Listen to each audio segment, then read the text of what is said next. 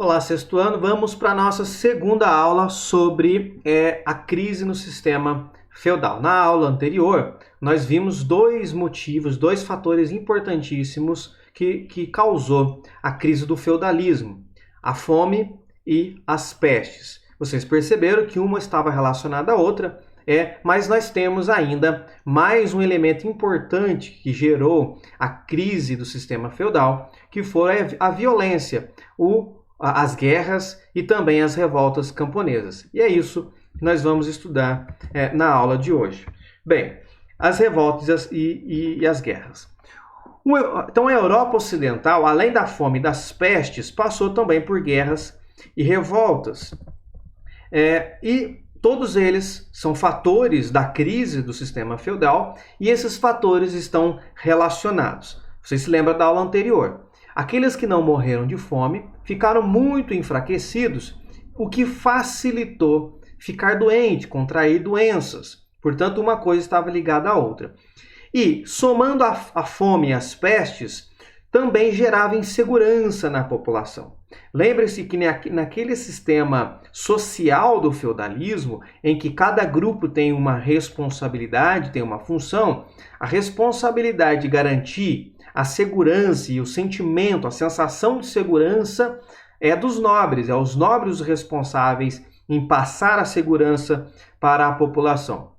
Com as mortes pela fome e pelas pestes, gerava uma grande insegurança, então causando ali inúmeras revoltas em determinados locais. Então eram revoltas isoladas e revoltas locais, mas espalhadas pela Europa Ocidental. Também ocorreu conflitos armados envolvendo senhores feudais e casas reais. Portanto, não foram apenas as revoltas camponesas, mas também guerra entre a própria nobreza, entre os senhores feudais. A guerra mais importante deste período é a chamada Guerra dos 100 Anos, de 1337 a 1453. Se você está bem atento, percebeu aí que essa Guerra dos 100 Anos teve mais de 100 anos. Se ela iniciou em 1337, caso tivesse exatamente 100 anos, ela teria que se encerrar em 1437. Porém, ela se encerrou em 1453, com 116 anos de guerra. Foi um período em que as monarquias, os reis estavam em fortalecimento, em ascensão, durante ali os séculos 14 e 15. Então, com vários conflitos bélicos.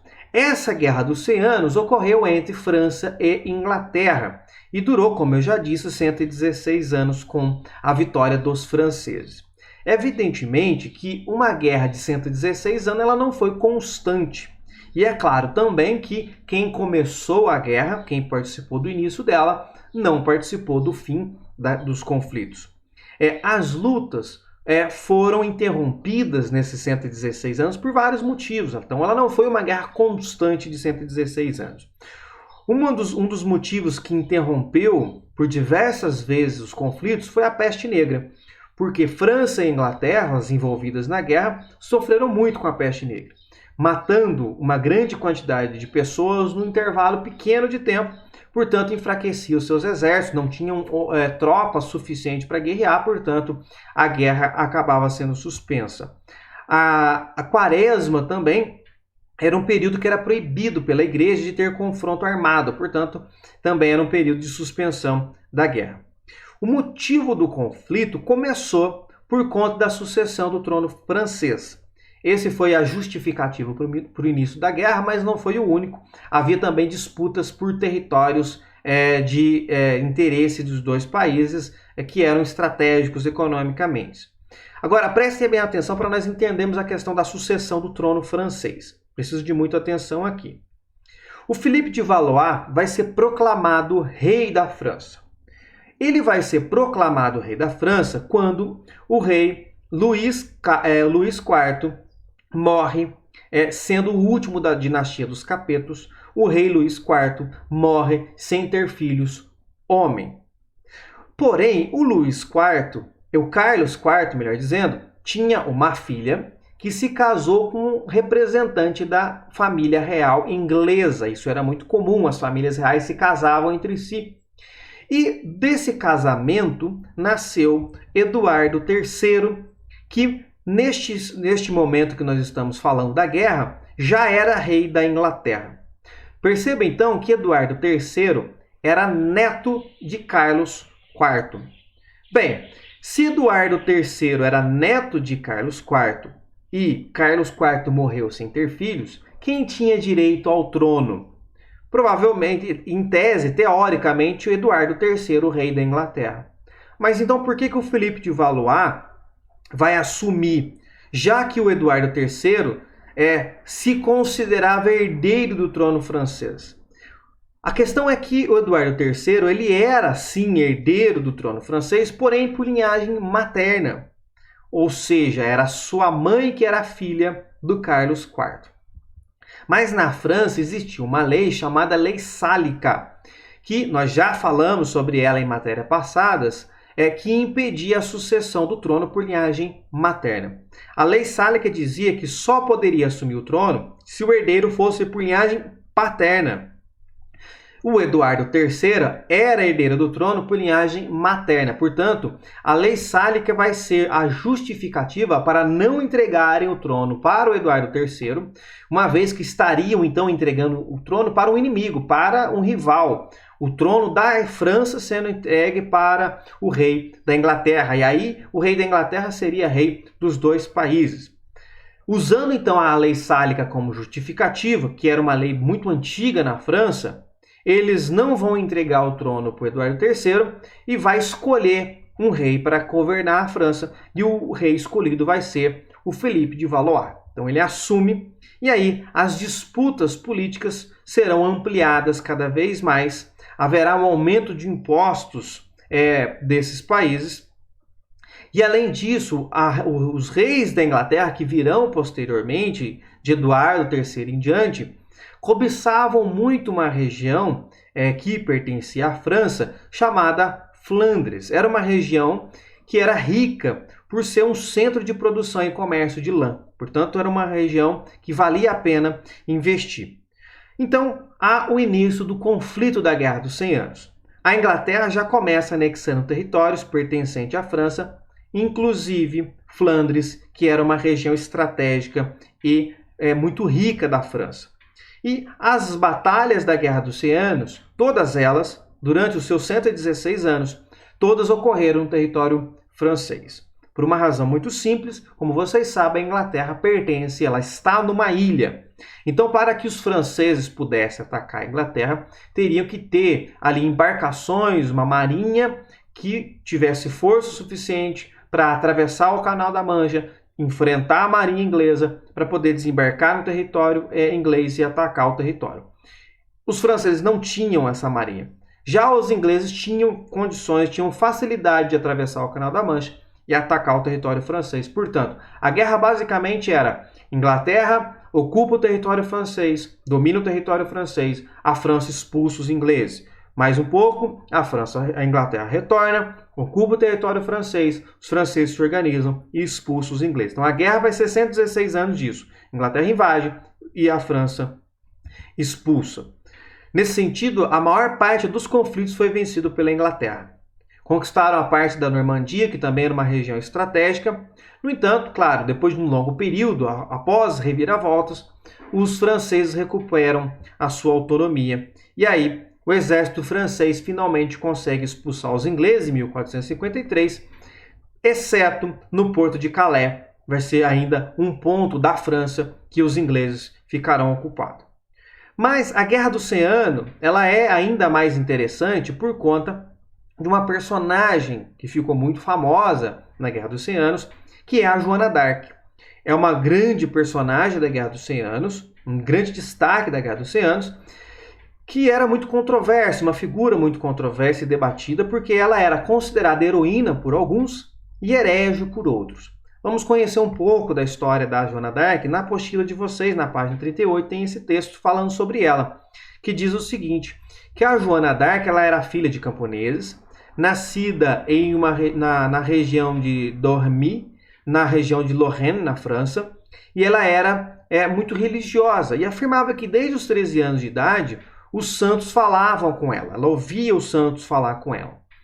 Durante a Guerra dos 100 Anos, a Joana d'Arc diz que recebeu ordens vinda dessas vozes dos santos para que ela fosse até a cidade de Orleans e comandasse lá um levante contra os ingleses. E aí, a Joana d'Arc teria recebido o apoio do rei Carlos VII, que se convenceu de que ela agia guiada por desígnios divinos, amando de Deus. Então ela teria comandado um exército de cerca de 4.000 homens que em 9 de maio de 1429 conseguiu expulsar os ingleses e retomar a cidade de Orleans. A vitória nessa batalha ela foi muito importante para a França porque reacendeu as esperanças dos franceses de se libertarem do domínio inglês. Em 1430, a Joana ingressou em outra batalha importante, agora na tentativa de libertar a cidade de Compiègne, mas nessa ela vai ser capturada pelos bourguignons, que eram aliados dos ingleses. Os bourguignons então acusaram ela, e os ingleses acusaram ela de heresia e assassinato.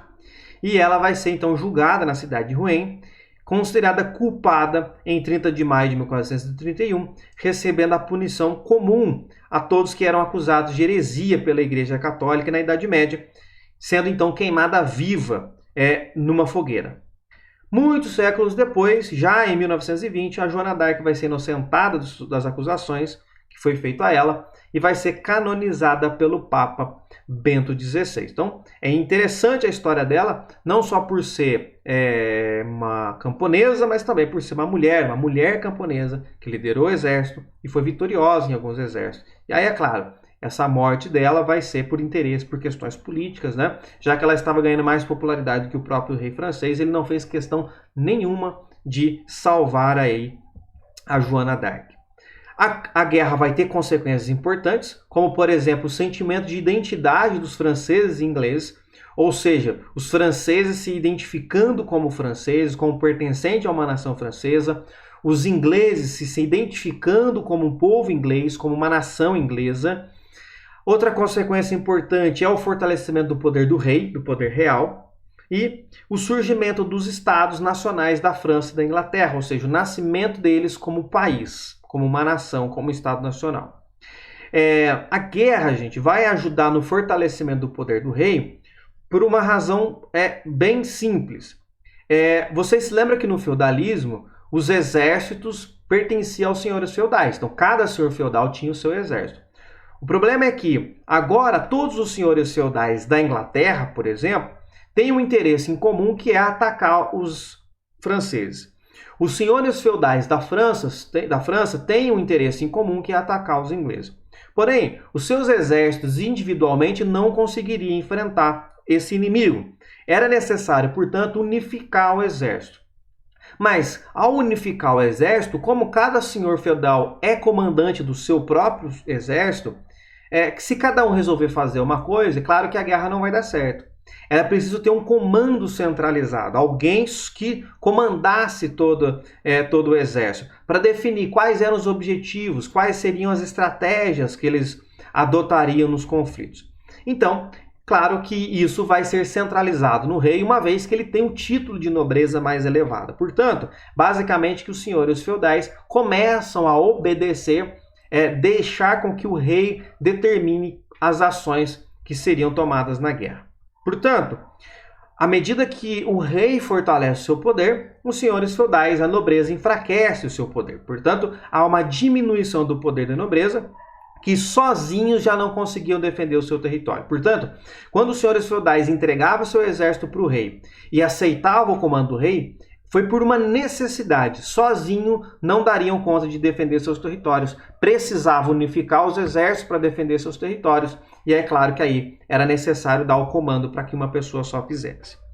Então, nós vimos aqui as guerras e agora as revoltas camponesas, que também foi muito importante no período. Vocês se lembram que a sociedade feudal era uma sociedade com pouca mobilidade social, era muito difícil mudar de classe social. Então, um camponês, por exemplo, dificilmente deixaria sua condição de camponês. Quem nasce camponês, morre camponês, quem nasce nobre, morre nobre. É muito difícil de mudar. Quando chegamos no século XIV, com todas essas crises que nós já estudamos, vocês se lembram que houve uma redução demográfica, uma redução no número de pessoas, uma redução na população. E aí os camponeses que sobreviveram, que sobraram, terão que trabalhar ainda mais para conseguir manter a produção do mesmo tamanho que era quando havia uma população maior. Então, eles foram obrigados a aumentar a carga de trabalho, tiveram que pagar impostos ainda mais altos e o seu trabalho agora ainda não foi valorizado, desvalorizou o trabalho dos camponeses. E, em contrapartida, a exploração dos camponeses aumentou. Aí vocês percebem que, numa situação como essa, é claro que os camponeses não vão aceitar facilmente, eles vão se revoltar, e aqui está os motivos muito fortes para que os camponeses se revoltassem contra os senhores feudais. Em alguns casos ainda, por exemplo na França, aquelas cidades que se envolveram pela Guerra dos 100 Anos, a situação se agravou ainda mais porque os camponeses dessas regiões foram obrigados a pagar os impostos que foram gastos com a guerra. Então, quem bancou a guerra, no final das contas, foram os camponeses. Na França, esses camponeses, onde foi cenário da Guerra dos 100 Anos, eles sofreram com as pilhagens, com os saques, sofreram com os incêndios, todos isso promovido pelos exércitos inimigos. Então, é claro que eles vão se rebelar. E aí, as rebeliões ocorreram na França e na Inglaterra, principalmente, mas também ocorreram na Península Itálica, ocorreram na Península Ibérica. Portanto, percebam que em toda a Europa feudal tivemos revoltas camponesas. Para segurar essas revoltas, eles usavam de muita violência, o uso do exército, então foi com bastante rigor. Em alguns lugares, as revoltas camponesas deu resultado, porque houve uma melhora nas condições de trabalho, mas em outros, a situação continua ainda muito grave. As revoltas medievais, ela não ficou restrita ao campo. Não foi só os camponeses que se rebelaram. Nas cidades também tivemos revoltas. Os artesãos das cidades também se rebelaram. E aí nós tivemos algumas revoltas que se destacaram, tanto na França quanto na Inglaterra. Na França, a revolta camponesa, a revolta que vai se destacar, vai ser a revolta de Jacquier, de 1358. Essa revolta de Jacquier recebeu esse nome por conta de um líder dessa revolta chamado Jacques Bonhomme, ou Jacques o Bom Homem. Ele liderou essa revolta, uma revolta importante, e ela vai se tornar um destaque das revoltas camponesas, das muitas revoltas camponesas que ocorreram no território francês. Na Inglaterra, o destaque vai ser a revolta dos camponeses de 1381, que questionava a manutenção da ordem feudal, questionava a cobrança de impostos, questionava a exploração que esses camponeses estavam submetidos. Portanto, essas revoltas se tornaram cada vez mais frequentes. Então, vocês estão percebendo aqui que todos esses fatores, a fome, pestes e a violência através das revoltas e das guerras foram fatores importantes para enfraquecer o sistema feudal e fazer com que ele se fragmentasse, ele se destruísse nos anos seguintes, no século seguinte. Essa fragmentação do sistema feudal é uma consequência de tudo que nós estudamos até aqui e nós vamos estudar com mais detalhes nas próximas aulas.